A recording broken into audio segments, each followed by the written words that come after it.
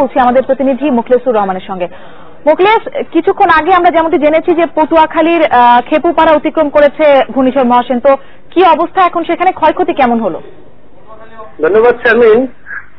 পটুয়াখালীতে যে মহাসেন আঘাত এনেছে এই বিষয়টা এখন পর্যন্ত প্রশাসন এবং এখানকার আবহাওয়া অধিদপ্তর থেকে কেউ নিশ্চিত করেননি। আমি 20 মিনিট আগে কথা বলেছিলাম আবহাওয়া অফিসের আবহাওয়া সহকারী সুলতান আহমেদের সাথে, উনি বললে বশির আহমেদের সাথে উনি যেটা বলেছেন যে এটা 210 কিলোমিটার দূরে আছে। আমি তাকে জিজ্ঞেস করেছিলাম যে এখানে খেপুপাড়া আঘাত এনেছে কিনা, উনি বলেছে যে না। আমি এ ব্যাপারে পটুয়াখালী জেলা প্রশাসক অমিতাভ সরকারের সাথে এবং খেপুপাড়ার নির্বাহী কর্মকর্তার সাথে যোগাযোগ করেছি। ওনারা বলছে আমাদের কাছে এমন কোনো তথ্য নেই যে এখানে আঘাত এনেছে। আর স্থানীয়রা কোনোভাবে মানতে নারাজ যে মহাসেন খেপুপাড়ার উপর দিয়ে গেছে, কারণ কালকে থেকে যে ধরনের বাতাস এবং বর্ষণ হচ্ছিল, এটা সাধারণত যে কালবৈশাখী ঝড় হয় সে ঝড়েও এর থেকে প্রচন্ড বেগে হয়, কিন্তু কালকে যেটা হয়েছে সেটা অনেক ক্ষেত্রে কালবৈশাখীর থেকেও দুর্বল ছিল।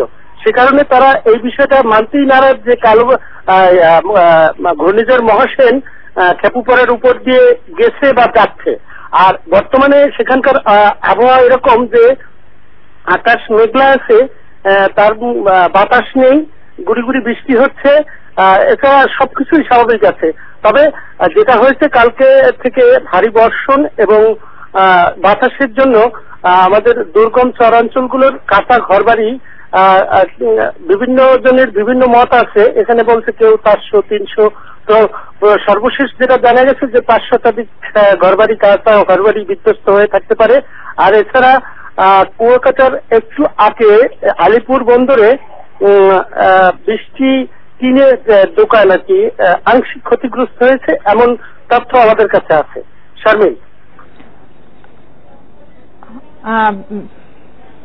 এবারে আমরা চলে যাব পটুয়াখালীর আবহাওয়া অফিসে। সেখান থেকে আমাদের সঙ্গে সরাসরি কথা বলছেন আবহাওয়া অফিসের সহকারী বশির আহমেদ।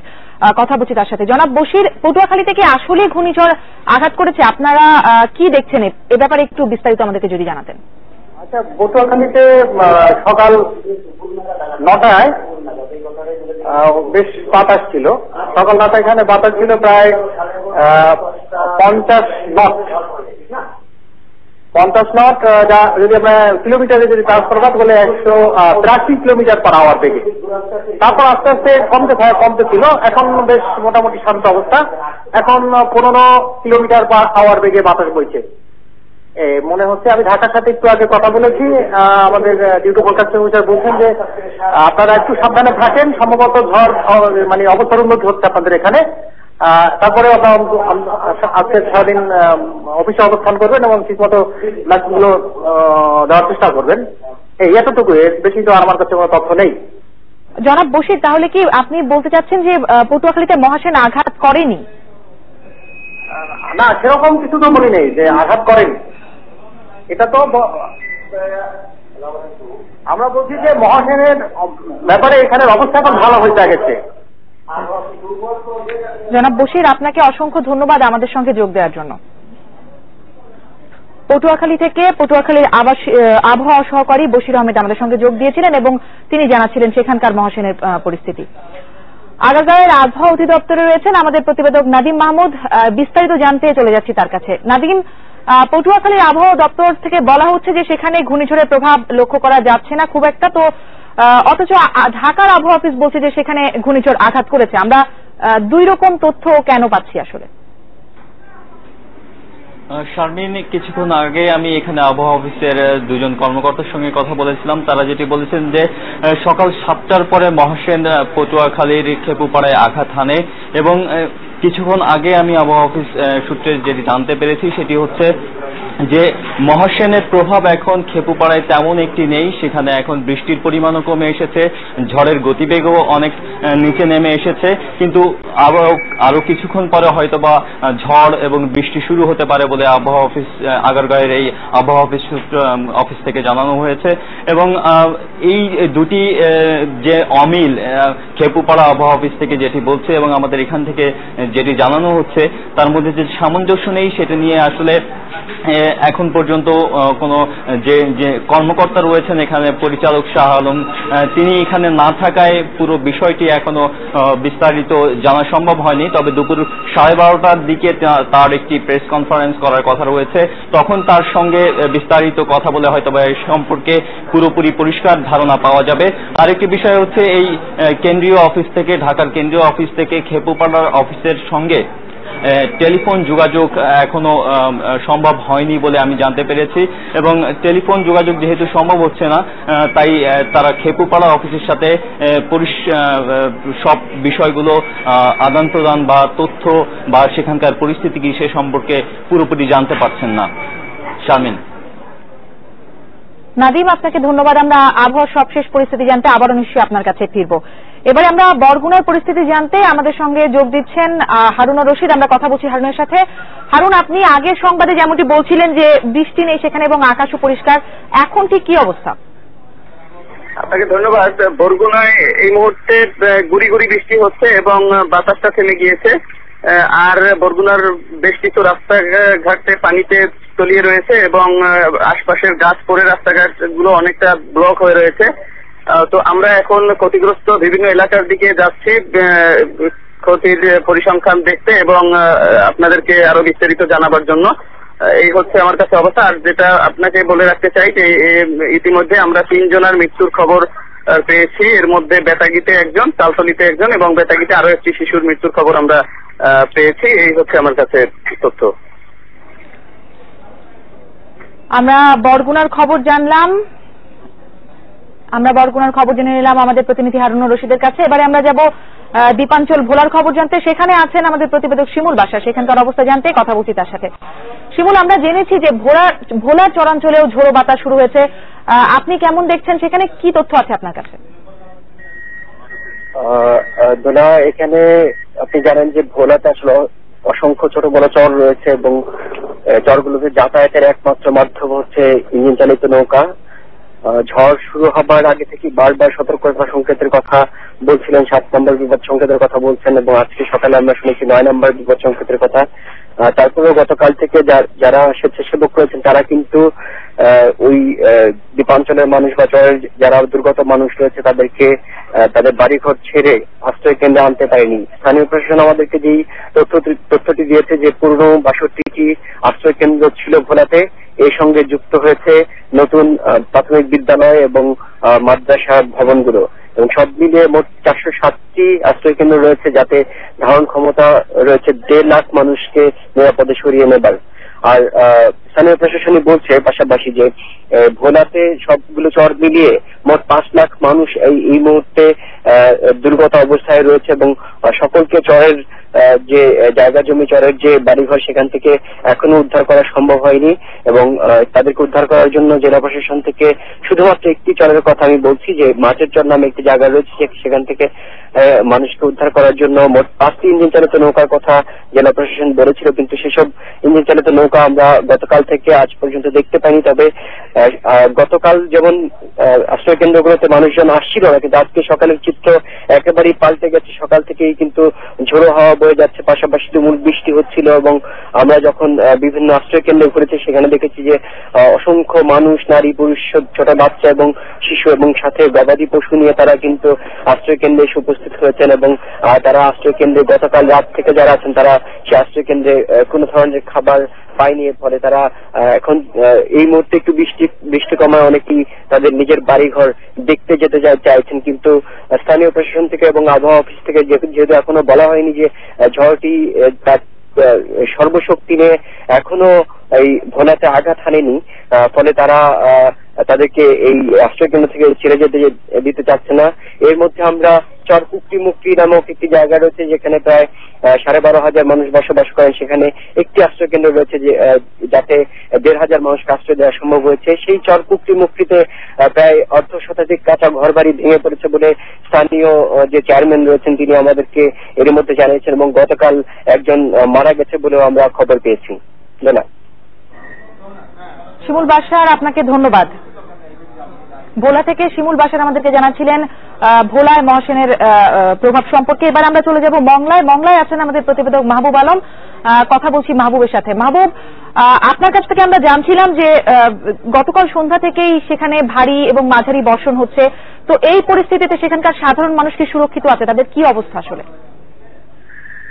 জি শারমিন, আমি সকাল থেকেই আসলে যেটি জানাচ্ছিলাম যে গতকাল সন্ধ্যা থেকে যে ঝড়ো হাওয়া এবং ভারী বর্ষণ, কখনো মাঝারি বর্ষণের ঘটনায় যে জনজীবন বিপর্যস্ত হয়ে উঠেছিল ভোলার উপকূলবর্তী এলাকায়, কিন্তু আসলে এখন থেকে ঠিক 10 মিনিট আগে শারমিন, এটি না দেখলে অবশ্য বিশ্বাস করার মতো বিষয় নয়, যে টানা বর্ষণ এবং দমকা হাওয়া চলছিল সেটি কিন্তু ঠিক 10 মিনিট আগে একেবারেই পরিষ্কার হয়ে গেছে। আপনি বা আমি যেটি বলছিলাম যে এটি না দেখলে কোনো অবস্থাতেই বিশ্বাস করার মতো ঘটনা না, যে এত অল্প সময়ের মধ্যে কিভাবে পুরো চিত্রটি পাল্টে যেতে পারে। এখানে একদমই এখন স্বাভাবিক পরিস্থিতি বিরাজ করছে, বা পুরো আকাশ পরিষ্কার, সে ধরনের কোনো দমকা হাওয়া নেই। তবে এই যে হঠাৎ করে পাল্টে যাওয়া চিত্রটি, এটি কিন্তু কোনো স্বাভাবিকভাবে নিচ্ছে না এখানকার সাধারণ মানুষ। তারা কিন্তু সেই পুরনো স্মৃতিতে ফিরে যাচ্ছেন। আমি এখানকার লোকজনের সাথে কথা বলেছি, তারা বলছেন যে ঠিক সিডর যখন এখানে আঘাত এনেছিল এ ধরনের চিত্রই কিন্তু হয়েছিল। তখন যে দমকা হাওয়া এবং ভারী বর্ষণ হয়েছিল আগে কয়েক ঘন্টা এবং কয়েকদিন ধরে, কিন্তু সেই পুরো পরিস্থিতি পাল্টে গিয়ে কিন্তু এ ধরনের পরিষ্কার পরিস্থিতি ফিরে এসেছিল। সেই স্মৃতি কিন্তু এদের মনে আসছে, এবং সেটা আসার পর কিন্তু এরা শঙ্কিত যে হয়তোবা মংলার এই একাংশে টর্নেডো কিংবা সাইক্লোন, ঘূর্ণিঝড় যাই বলেন, যে মহাসেন, সেটি আসলে আঘাত হানতে পারে। আর এই ধরনের শঙ্কার কথা কিন্তু আবহাওয়া অধিদপ্তর থেকেও বলা হয়েছে। তারা যেটি বলেছে, আমি যেখানে আছি সেখান থেকে মাত্র 140 কিলোমিটার দূরে এই মহাসেনের অবস্থান। তবে এই পরিস্থিতিতে একটি জিনিস লক্ষণীয়, সেটি হলো যে এখানকার স্থানীয় প্রশাসন এবং স্বেচ্ছাসেবী সংগঠন, জনপ্রতিনিধিরা, তারা কিন্তু খুবই তৎপর হয়ে উঠেছেন। এবং সকালে 8টায় আমি যেটি বলেছিলাম যে অনেক সাইক্লোন সেন্টারেই কিন্তু খাবার পৌঁছেনি, ত্রাণ পৌঁছেনি, এবং কোনো জনপ্রতিনিধি কিংবা সরকারি কর্মকর্তারা সেখানে যাননি, খোঁজ খবর নেননি। কিন্তু সেই পরিস্থিতি, সেই বুলেটিনের পর থেকে আমি যেটি জানতে পেরেছি, ঢাকা থেকে খোদ ত্রাণ মন্ত্রণালয় থেকে খোঁজ খবর নেওয়া হয়েছে এবং লোকাল প্রশাসনকে বলা হয়েছে কেন এই ধরনের পরিস্থিতি হয়েছে। এখানকার উপজেলা চেয়ারম্যান এবং স্থানীয় প্রশাসনের কর্মকর্তারা আমাদের সাথে যোগাযোগ করেছিলেন, এবং তারা আশ্রয় কেন্দ্রে গেছেন সেটি আমি দেখতে পেয়েছি, জানতে পেরেছি। এবং এখন আশ্রয় কেন্দ্রে মানুষের অনেক ভিড়, এবং তাদের কিন্তু ত্রাণ সামগ্রীও দেওয়া হচ্ছে। আর একটি তথ্য আপনাকে আমি জানিয়ে রাখতে চাই, সেটি হচ্ছে যে মংলা উপজেলা নির্বাহী কর্মকর্তা মিজানুর রহমান, তিনি সাংবাদিককে যেটি বলেছেন যে এই এলাকায় যদি দুর্যোগ হানা দেয়, তাহলে এই উপজেলার 1,36,558 জন জনসংখ্যা আছে, এদের জন্য 28টি সাইক্লোন সেন্টার প্রস্তুত রাখা হয়েছে। আর এছাড়া 4টি কলেজ, 66টি প্রাথমিক বিদ্যালয় ও 27টি স্কুলকে তারা আশ্রয় কেন্দ্র হিসেবে ঘোষণা করা হয়েছে, এবং সেখানে নিরাপদ অবস্থানের জন্য সব ধরনের ব্যবস্থা নেওয়া হয়েছে। তো শারমিন, এরকম পরিস্থিতিতে একটি নতুন তথ্য, সেটি হলো যে সুন্দরবন সংলগ্ন যে দুবলার চর আছে, খুব আলোচিত চর, ওই চরে কিন্তু বিপুল সংখ্যক মানুষের বসবাস, এবং যারা মাছ ধরার নৌকো এবং ওই এলাকায় গভীর সাগরে কিংবা দূরে বা সুন্দরবনের কাজ করে, তারা কিন্তু ওখানে আশ্রয় নিয়ে থাকে। তবে সহকর্মী শিমুল বছর ভোলা থেকে যেমনটি জানিয়েছিলেন যে স্থানীয় প্রশাসন মাইকিং করেও কিন্তু অনেককে বাড়ি থেকে আশ্রয় কেন্দ্রে নিতে পারেন না। তো এখানে কিন্তু সেই পরিস্থিতিতে অনেকটা দেখা যাচ্ছে। তবে তাদেরকে সর্বোচ্চ সতর্ক অবস্থায় জরুরি তলবের মাধ্যমে আশ্রয় কেন্দ্রে নেওয়ার ব্যবস্থা করা হচ্ছে। সামগ্রিক চিত্রটা আসলে এরকমই শারমিন। পরবর্তীতে নতুন কোনো তথ্য থাকলে আমি আছি আপনাদের সাথে, সেগুলো জানিয়ে দেওয়ার চেষ্টা করব। শারমিন। মাহবুব, আপনাকে ধন্যবাদ। এবারে ঘূর্ণিঝড় মহাসেনের প্রভাব সম্পর্কে চট্টগ্রামের পরিস্থিতি জানাতে আমাদের সঙ্গে যোগ দিচ্ছেন চট্টগ্রাম ব্যুরো প্রধান মামুন আব্দুল্লাহ। কথা বলছি তার সাথে। মামুন, আমরা আবহাওয়া অফিস যেমনটি জানিয়েছেন যে চট্টগ্রাম এবং কক্সবাজারের দিকে ঘূর্ণিঝড় মহাসেন এগিয়ে আসছে, তো কখন আঘাত হানতে পারে? ধন্যবাদ শারমিন। আসলে কখন আঘাত হানতে পারে সেটা অনেকটা কেউ নিশ্চিত করে আমাকে তেমন কিছু জানাতে পারেননি, বিশেষ করে আবহাওয়া অধিদপ্তরের কর্মকর্তারা। কারণ আপনার দেশের মানুষ ইতিমধ্যে জেনেছে যে ঢাকা থেকে বলা হলো খেপুপাড়ায় আঘাত হেনেছে, কিন্তু খেপুপাড়ার স্থানীয় আবহাওয়া অফিস বললো যে না, এখনো আঘাত হানেনি। আসলে আমরা জানি বড় ধরনের একটা ঘূর্ণিঝড় যখন আঘাত হানে তার একটা প্রভাব থাকে আগে পরে। হ্যাঁ, এখন যে প্রভাব থাকার কথা, চট্টগ্রাম যদি কয়েক ঘন্টার মধ্যে যদি চট্টগ্রামে আঘাত হানতো তাহলে চট্টগ্রামের পরিস্থিতি পাল্টে যাওয়ার কথা। আমি চট্টগ্রামের আকাশের অনেক জায়গায় এখন ফকফকে রোদ দেখা যাচ্ছে, কোনো বাতাস নেই, দমকা হাওয়া নেই, কোনো বৃষ্টির কোনো আলামতও দেখা যাচ্ছে না। জীবনযাত্রা স্বাভাবিক, শুধুমাত্র সকালে একটু ঝড় বৃষ্টি ছিল যার কারণে স্কুল কলেজ বন্ধ রাখা হয়েছে, কিন্তু দোকানপাট অনেক খুলেছে, রাস্তাঘাটে গাড়ি চলাচল করেছে, মানুষ তাদের স্বাভাবিক জীবনযাত্রা অব্যাহত রেখেছে। এই অবস্থায় মানুষ কোনোভাবেই মানতে রাজি নয় যে আগামী 4-5 ঘন্টার মধ্যে চট্টগ্রাম কিংবা কক্সবাজার উপকূলে ঘূর্ণিঝড় মহাসেনের মতো একটা প্রলয়ঙ্করী ঘূর্ণিঝড় আঘাত হানবে। এইসব বিষয় নিয়ে আমি কথা বলছিলাম আবহাওয়া অধিদপ্তরের কর্মকর্তা এবং চট্টগ্রাম বন্দরের কর্মকর্তা, যারা দীর্ঘ সময় ধরে এই মহাসেনের উপর নজর রাখছিলেন এবং যারা জাহাজ চলাচলের সাথে সংশ্লিষ্ট অভিজ্ঞ ক্যাপ্টেন, যারা 20-25 বছর ধরে সাগরে জাহাজ চালাচ্ছিলেন এবং তারা যারা উপকূলে আছেন, চট্টগ্রামের মার্কেন্টাইল মেরিন ডিপার্টমেন্টের এখানে মুখ্য কর্মকর্তা ক্যাপ্টেন হাবিবুর রহমানের সঙ্গে আমি কথা বলেছি। উনি ওনার দীর্ঘ 25 বছরের অভিজ্ঞতা এবং বর্তমানে উপগ্রহের বিভিন্ন ওয়েবসাইট থেকে পাওয়া তথ্য বিশ্লেষণ করে আমাকে জানিয়েছেন যে ঘূর্ণিঝড়টি আজ বিকেল 2:30টার দিকে হয়তো চট্টগ্রাম কক্সবাজার উপকূল এখানে প্রভাব শুরু হতে পারে, কিন্তু চূড়ান্ত ভাবে এটা অতিক্রম করতে পারে সন্ধ্যার পর অথবা রাতের দিকে। তখন হয়তো চট্টগ্রামের পরিবেশটা এরকম নাও থাকতে পারে, একটু লন্ডভন্ড হয়ে যাবে, কারণ চট্টগ্রামের মানুষের এই উপকূল দিয়ে ঘূর্ণিঝড়ের আঘাত অনেকগুলো তিক্ত অভিজ্ঞতা আছে। 1991 সালের এপ্রিলের যে ঘূর্ণিঝড়, সেটা এর আগে উড়িষ্যর এবং সন্দ্বীপও এর আগে হয়েছিল। আর কিছুক্ষণ আগে আমরা সন্দ্বীপে কথা বলেছি, সেখানেও পরিস্থিতি তেমন অস্বাভাবিক লক্ষ্য করা যাচ্ছে না। সুতরাং সহসা চট্টগ্রামে আঘাত হানছে না এমনটি মনে করছেন এখানকার মানুষজন এবং সংশ্লিষ্টরা। মামুন আব্দুল্লাহ, আপনাকে ধন্যবাদ। ঘূর্ণিঝড় মহাসেনের প্রভাবে বিচিত্র আচরণ করছে কক্সবাজারের আবহাওয়া। এই মুহূর্তে সমুদ্র সৈকতে আছেন আমাদের প্রতিবেদক মঞ্জুরুল করিম, সেখান থেকে তিনি জানাচ্ছেন বিস্তারিত। 12টা নাগাদ এটা এই উপকূলে আছড়ে পড়বে এবং একটা বড় বিস্তীর্ণ এলাকা জুড়ে হয়তো তাণ্ডব চালাবে, হয়তো লণ্ডভণ্ড করে দেবে। কিন্তু পরবর্তীতে আপনারা দেখতে পাচ্ছেন যে কি প্রচন্ড বাতাস এখানে। এই বাতাসকে আবহাওয়াবিদরা অবশ্য ঘূর্ণিঝড় বলছেন না, বলছেন যে একটু স্বাভাবিকের চেয়ে একটু বেশি, তবে এই সমুদ্র সৈকত এলাকায় হয়তো সেটা বেশি নয়। কাল থেকে যে সতর্কতামূলক ব্যবস্থা নেওয়া হয়েছিল গতকাল থেকে প্রশাসন এই ঘূর্ণিঝড় মহাসেন মোকাবেলায়, তারই অংশ হিসেবে হাজার হাজার মানুষকে সরিয়ে নেওয়া হয়েছে এই সমুদ্র উপকূলবর্তী এলাকা থেকে।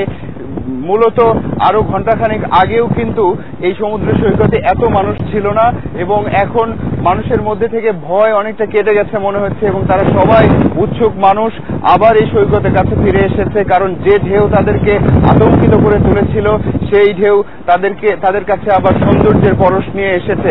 এবং সর্বশেষ আমরা যেটা জানতে পেরেছি যে মহাসেনের গতি দুর্বল হয়ে যাওয়ার কারণে হয়তো আরো 1, 2 বা 3 ঘন্টার মধ্যে এটার সর্বশেষ অবস্থাটা বোঝা যাবে এবং ততটুকু শক্তি নিয়ে এসে আঘাত করতে পারবে বলে বলছেন না আবহাওয়াবিদরা। তারপরেও আশঙ্কার জায়গা তারা এখনো রেখেছেন। হয়তো তারা ধারণা করছেন যে যদি মহাসেন যে গতিতে এগিয়ে আসছে হয়তো কাছাকাছি চলে এসেছে। আমরা সকাল থেকে যেটা দেখেছি যে বিচিত্র ধরনের আচরণ শুরু করেছিল এখানকার প্রকৃতি। কখনো মুষলধারে বৃষ্টি হচ্ছিল, কখনো মেঘে ঢেকে যাচ্ছিল এখানকার আকাশ। তারপর 400 কিলোমিটারের মধ্যে যখন মহাসেন আসলো তখন থেকেই মূলত এই জোরে বাতাস বইতে শুরু করে। তারপর ধীরে ধীরে যখন এটার গতি মন্থর হয়ে আসে তারপর আকাশ আবার পরিষ্কার হয়ে গেছে। আমরা ধারণা করছি যে আরো 2-3 ঘন্টার মধ্যে পুরো অবস্থা হয়তো স্বাভাবিক যদি হয়, যদি মহাসেন সেই গতিতেই আবার চলে এসে এই উপকূল পেরিয়ে যায় তাহলে হয়তো আর আশঙ্কার কিছু থাকবে না। এই স্বাভাবিকতা, এই পর্যটনের শহর সে আগের চেহারায় ফিরে যাবে। তবে তার জন্য আরো আসলে 2-3 ঘন্টা অপেক্ষা করতে হবে। সেই পর্যন্ত স্বাভাবিক অবস্থা আপনারা দেখতে পাচ্ছেন এবং যেসব মানুষ হাজার হাজার মানুষ নিজেদের ঘর বাড়ি ছেড়ে চলে গেছে তারা আমাদের মনে হচ্ছে যে তাদের যে সংসার ভাঙা, তাদের ঘর বাড়ি ভাঙা, তাদের বাসস্থান ভেঙে যাওয়ার যে উদ্বেগ ছিল, বাস্তুহীন হয়ে পড়ার যে উদ্বেগ ছিল, তারা আবার আশার আলো দেখতে পাচ্ছে। এবং আমরা এই মুহূর্তে চলে যাচ্ছি কক্সবাজারে, সেখানে আছেন মঞ্জুরুল করিম পলাশ। তিনি যেমনটি বলছিলেন আমরা ঠিক এই মুহূর্তের খবর জানতে আবারও তার কাছে চলে যাচ্ছি। পলাশ, কি অবস্থা এখন কক্সবাজারে? আমার সামনে আপনি যেসব দৃশ্য দেখতে পাচ্ছেন, যে ছবি আছে, এই ছবির পরে আসলে কোনো কথা থাকে না দৃশ্যটা কেমন, কিন্তু এর পেছনে এত কথা জমা হয়ে আছে, এত দিনের ঘটনা, এত মুহূর্তের ঘটনা যে কিছু কথা বলতেই হয়।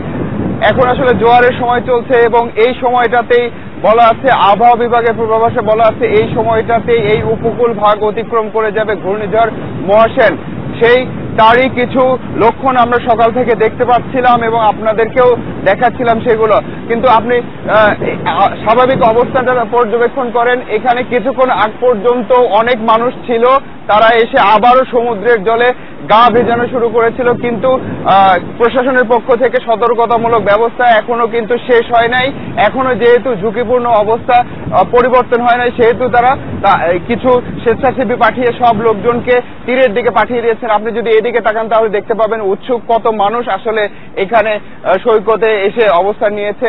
আমরা এখন দেখতে পাচ্ছি যে মানুষজনের মধ্যে থেকে গতকাল পর্যন্ত বা আজকে সকাল পর্যন্ত যে পরিমাণ আতঙ্ক ছিল, সেই আতঙ্কের জায়গায় তাদের মধ্যে এখন উৎসাহ জন্ম নিয়েছে। এবং আমরা যেসব তথ্য জানতে পেরেছি তার মাধ্যমে আমরা আসলে সকাল 9টার পর থেকে জানতে পারছিলাম যে সকাল 6টায় আসলে এই 400 কিলোমিটারের যে সীমানার মধ্যে পৌঁছে গিয়েছিল, তারই একটা বাতাস বা হঠাৎ করে বৃষ্টিপাত শুরু হয়েছিল, সেটারই একটা প্রভাব দেখা গিয়েছিল। তারপরে মহাসেন আসলে দুর্বল হয়ে যায় এবং যে বাতাস, আপনি হয়তো শব্দ পাচ্ছেন যে এখানে প্রচন্ড বাতাস বইছে, এই বাতাসকেও আসলে স্বাভাবিক বলা যায়। একটা উপকূলীয় এলাকায়, একটা কক্সবাজারের মতো একটা পৃথিবীর দীর্ঘতম সমুদ্র সৈকতের এলাকায় আসলে এই মৌসুমে এরকমটা হয়তো স্বাভাবিক।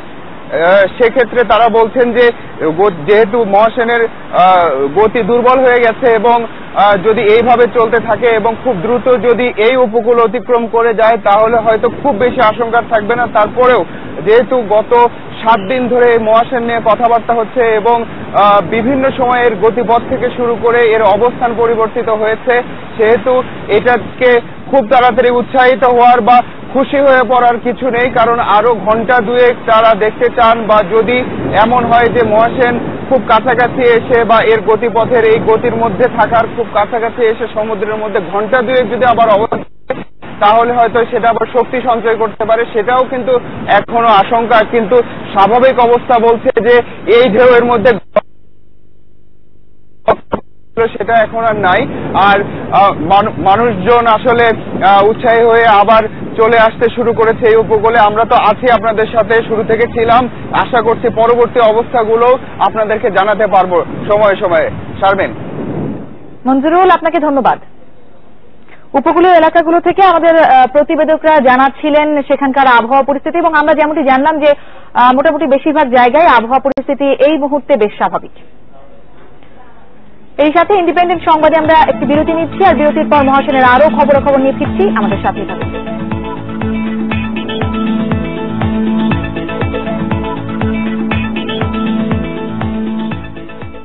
বাংলাদেশে এই প্রথম মমতাজ মেহেদি গোল্ড নাম্বার 1 দিচ্ছে নজর লাগানো টিউব। মমতাজ মেহেদি গোল্ড নাম্বার 1 মাত্র 5 মিনিটে গাঢ় টুকটুকে রং, সাবান দিয়ে ধুলেও রং থাকে অনেক দিন। মমতাজ মেহেদি।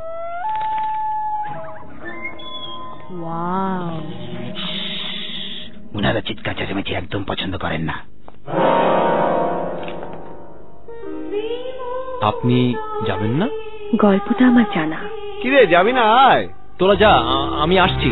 তাহলে আপনার মুখেই শুনি। এই বাড়িটি ছিল এই জমিদারের। তার একটি মেয়ে ছিল, সে ছিল যেমন সুন্দরী তেমনি জেদি। সে একটা ছেলেকে খুব ভালোবাসতো, কিন্তু জমিদার বাবা জোর করে মেয়েকে অন্যত্র বিয়ে দিতে চায়। বিয়ের ঠিক আগের রাতে মেয়েটি যেন হাওয়ায় মিলিয়ে গেল। এই সেই মেয়ের ঘর।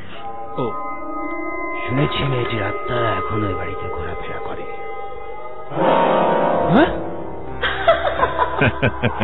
এদিক ওদিক গেলেই ধরা। গ্রামীণ ফোনে ফিরে এলেই পাচ্ছ জিপি টু জিপি প্রতি সেকেন্ড 0.5 পয়সা এবং অন্য অপারেটরে 1 পয়সা। সাথে থাকছে আরো অনেক কিছু। শেষমেশ ভূতে ছেঁকা খেলি মামা। চালু বাবু গ্রামীণ ফোন।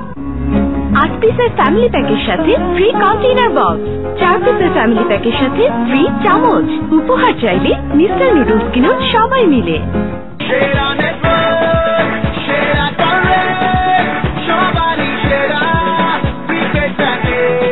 এখন বাংলা লিংক দিচ্ছে দেশের সেরা রেট। 6 পয়সায় প্রতি 10 সেকেন্ডে কথা বলুন 2,50,00,000-এরও বেশি বাংলা লিংক নম্বরে। রেজিস্ট্রেশন করতে স্টার্ট লিখে ফ্রি SMS করুন 4545 নম্বরে।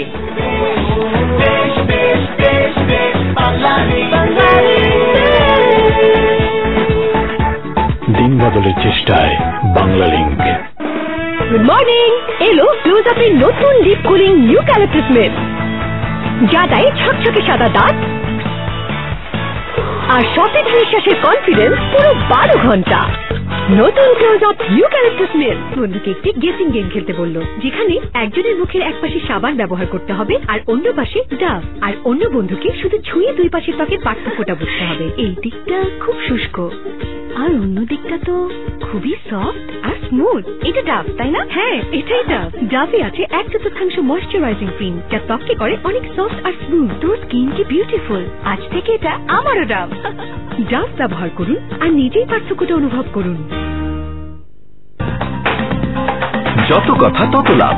এপ্রিল মাসে মোট লোকাল ভয়েস কলের চেয়ে মে মাসে 100 টাকার বেশি কল করলে পাচ্ছ নকিয়া, সোনি ও স্যামসাং এর সেরা মডেল সহ 1000টি স্মার্টফোন জেতার চান্স। প্রতিদিনের 3 জন টপ ইউজারের জন্য থাকছে একটি করে স্যামসাং গ্যালাক্সি S4। চলো বহুদূর, গ্রামীণ ফোন। এখন কনফিডেন্স আরো বাড়াতে নতুন fair and lovely max fairness 50 gram multi expert ক্রিমের সাথে 25 gram max fairness face wash free. বাংলাদেশে এই প্রথম মমতাজ মেহেদি গোল্ড নাম্বার